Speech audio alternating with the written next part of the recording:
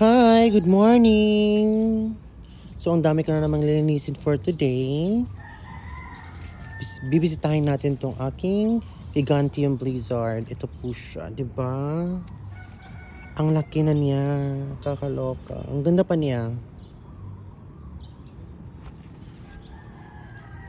Kaya, kapag nag-propagate kayo nitong Gigantium Blizzard, as in, madali lang po talaga siyang mabuhay at hindi siya maarte. Diba?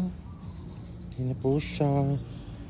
Parang kaka-propagate ko lang nito mga, I think, mga 2 months ago. Pero tingnan mo nga naman ang mga roots po niya. Di ba? Ang dami na niya. At marami na rin siyang mga leaves. At ang ganda pa ng leaves nito. Di ba? Ang ganda ng variegation niya.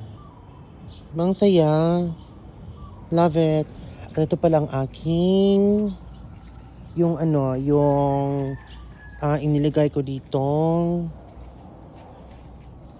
Paraiso Verde, 'di ba? Parang bumabalik na siya sa dating anyo. So, ang ganda nito. Ito po yung new leaf po niya. At ito po yung isa. Diba? Ang saya. Nakakaloka. I love it. Diba?